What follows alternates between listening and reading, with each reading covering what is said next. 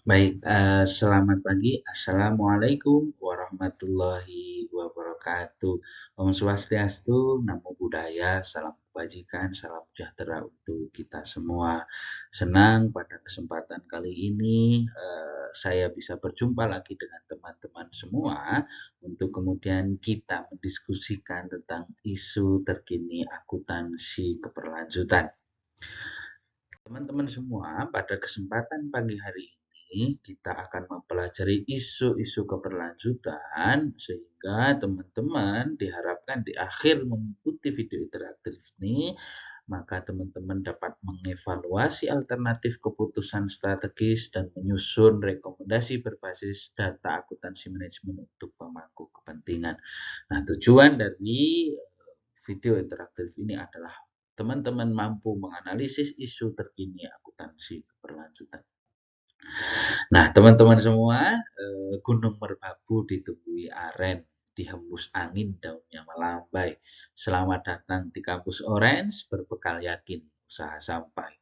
Jangan mengukir cinta, hanya semusim bau harum si bunga kenanga. Selamat berjuang ekonomi muslim membangun Indonesia, negeri tercinta. Teman-teman, pada kesempatan pagi hari ini kita akan merefleksi bagaimana Indonesia berkembang, bagaimana isu-isu lingkungan ditangkap oleh teman-teman akuntansi untuk kemudian kita peduli terhadap lingkungan.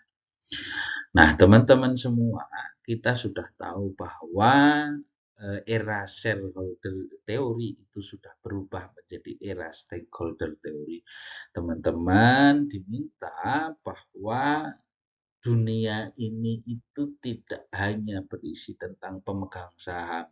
Perusahaan sudah harus beralih dari namanya shareholder ke stakeholder, bahwa bukan hanya pemegang saham, tapi juga kemudian perusahaan memiliki stakeholder yang lain seperti pelanggan, seperti masyarakat, seperti pemerintah, seperti juga dengan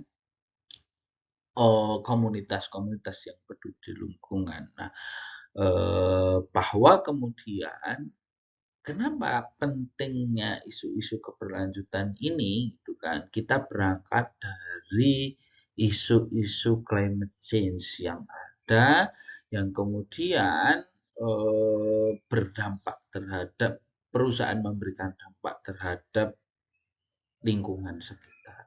Maka kemudian kenapa kok berpaham bahwa perusahaan harus memiliki good corporate governance? Mereka harus memiliki tata kelola yang baik. Apakah tata kelola yang baik? Itu adalah mereka memiliki struktur komposisi dewan yang baik, yang kemudian mereka dapat merumuskan manajemen strateginya, risk manajemennya, sehingga dapat menerapkan pilar-pilar, ada fairness, ada accountability, ada responsibility, ada transparansi, ada independensi. Nah, bedanya apa antara governance dengan sustainability governance yang tadi saya sampaikan? Bahwa value ketika dulu kita berangkat dari value bahwa kita harus memaksimalkan pemegang saham, saat ini kita harus berbicara adanya nama bagaimana bisa peduli terhadap lingkungan, bisa tidak hanya shareholder, tapi kita harus stakeholder teori kan. Nah, kenapa kemudian ESG ini penting, isu-isu keberlanjutan ini penting gitu. Saat ini perusahaan-perusahaan kalau di Indonesia itu sudah diwajibkan untuk membuat namanya sustainability report. Mereka harus mengacu pada, mereka harus mengacu pada GRI, mengacu pada IFRS, mereka harus mengacu pada ISASB. Jadi perusahaan sudah tidak hanya membuat namanya financial report dalam bentuk annual report, tapi perusahaan harus membuat namanya ESG report atau sustainability report. Nah, sustainability report ini biasanya mengukur maka kemudian ada lembaga-lembaga rating sehingga perusahaan-perusahaan ini seberapa pentingnya, kemudian seberapa pedulinya terhadap isu-isu lingkungan dan sosial. Nah, yang membedakan teman-teman semua, kalau zaman dulu kalau belum ada nama di dalam komposisi sistem kan belum ada sustainability. Nah, saat ini kalau kita sudah bergerak ke arah isu-isu keberlangsungan, maka perusahaan didorong untuk memiliki namanya Sustainability Committee atau CSR. Nah, teman-teman semua, apa sih yang melatar belakangi implementasi ESG? Nah, yang pertama adalah perubahan iklim. Kenapa perubahan iklim menjadi isu utama? Karena suhu bumi yang terus mengalami peningkatan, ketidakpastian musim dan cuaca ekstrim, frekuensi keterjadian bencana yang semakin sering dan dampak yang semakin fatal. Ini semua kita rasakan teman-teman semua akhir-akhir ini yang kita dimanapun akan panas, pakai AC dengan suhu 16 saja masih panas. Artinya apa? Bahwa ada perubahan di bumi ini. Bahkan kalau melihat cuaca, teman-teman juga melihat kan berapa situasi yang dulu misalkan April sampai kemudian Desember itu adalah musim hujan, sekarang sudah tidak terjadi seperti itu. Yang kedua adalah perhatian global tentang komitmen SDGs. Nah, teman-teman semua, kita tahu bahwa negara kita termasuk G20. Nah, ada komitmen-komitmen yang harus dipenuhi bahwa Indonesia harus mengikuti, menyelaraskan kepentingan-kepentingan program kerja sesuai dengan program kerja SDGs. Nah, berikutnya, kenapa penting toh ada ESG? Perusahaan itu harus menerapkan ESG. Yang pertama ada skandal tata kelola global. Kita tahu nih ada di Enron di tahun 2001 tentang skandal pemalsuan laporan keuangan. Kita tahu di Tata Group kita ada perpecahan usaha, kita ada Facebook di Cambridge Analytica Data Leak 2016 ada skandal penyalahgunaan data, terus kemudian ada di ICC itu skandal konspirasi kriminal berbasis benturan kepentingan. Nah, berikutnya, kenapa kok perusahaan penting menerapkan ESG, yaitu kegagalan pengelolaan lingkungan. Kita tahu ada perusahaan-perusahaan yang gagal mengelola lingkungan, misalkan di Fukushima di Jepang nih ketika ada Fukushima Daiichi nuclear disaster itu menyebabkan tsunami yang menghancurkan reaktor nuklir. Artinya perusahaan-perusahaan tidak bisa mengelola lingkungan.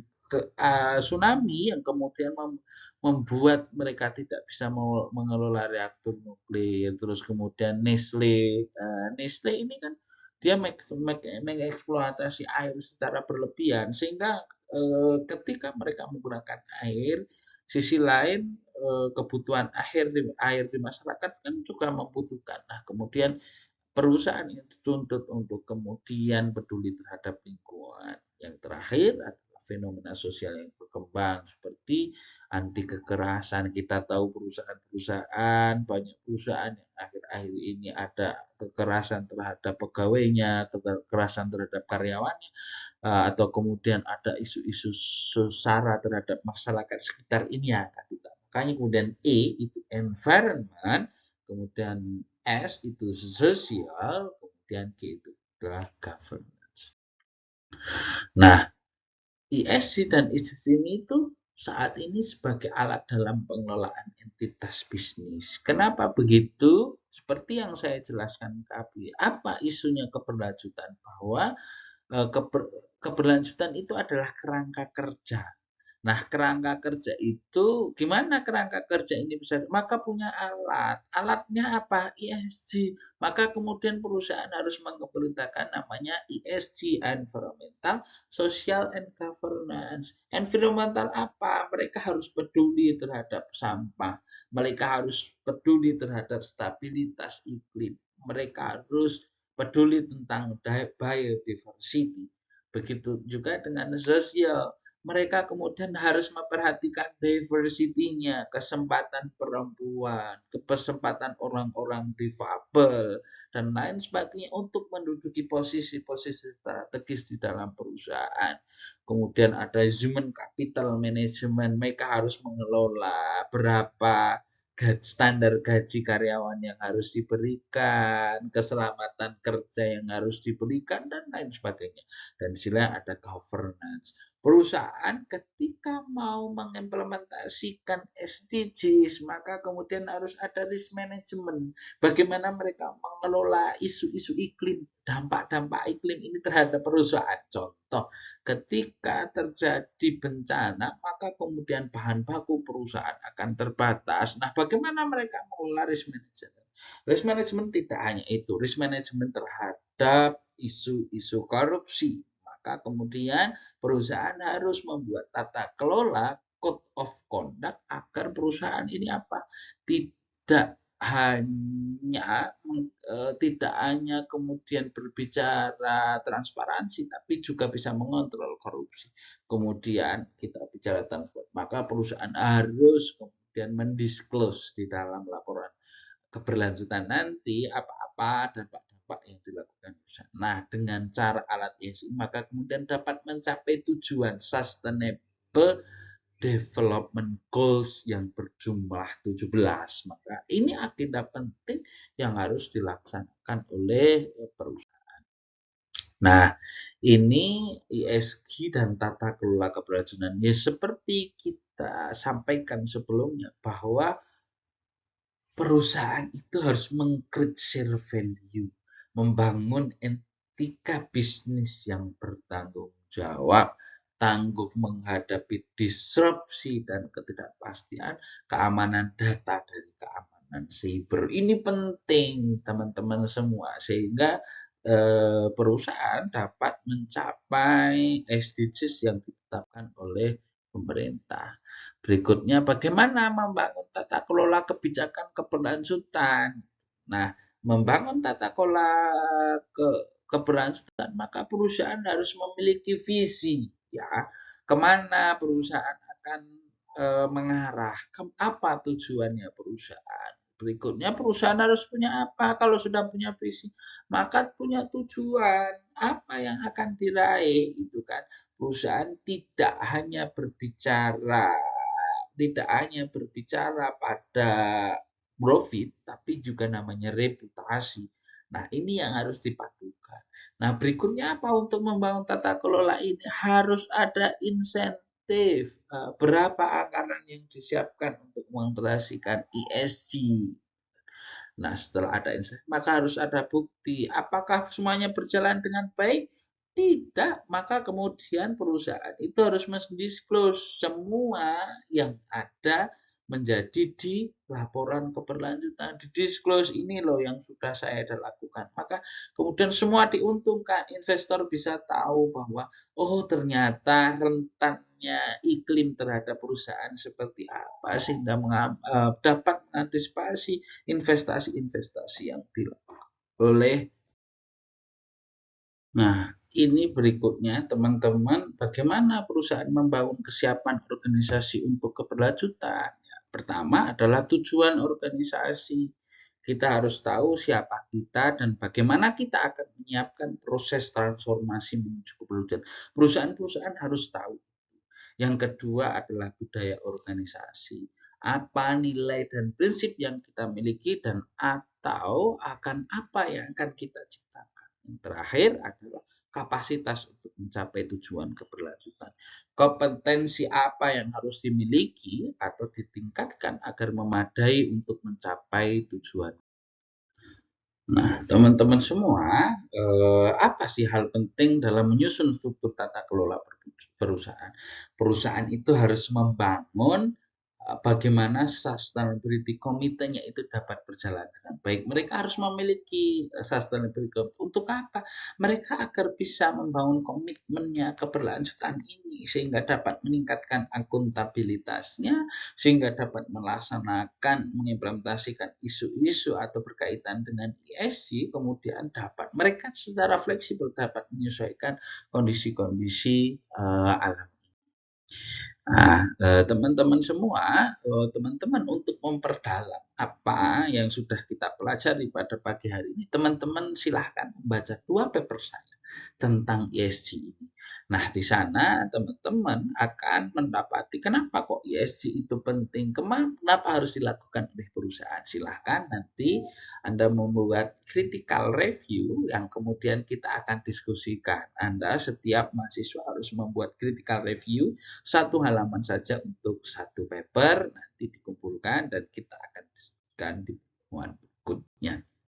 Teman-teman semua, setelah kita belajar dari slide yang awal, maka saya simpulkan bahwa perusahaan saat ini tidak hanya dituntut oleh namanya shareholder atau kemudian pemegang saham, tapi perusahaan saat ini memiliki banyak pemangku kepentingan, ada masyarakat, ada pemerintah, ada kemudian komunitas-komunitas, ada kemudian bumi ini dan lingkungan. Maka kemudian perusahaan itu harus mengimplementasikan atau kemudian memperhatikan isu-isu lingkungan.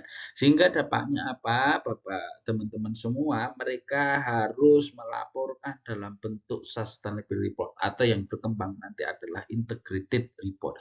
Sehingga untuk melaksanakan itu, maka kemudian perusahaan harus memiliki tata kelola yang baik, tata kelola keberlanjutan baik. Dengan apa? Yaitu adalah dengan ESG.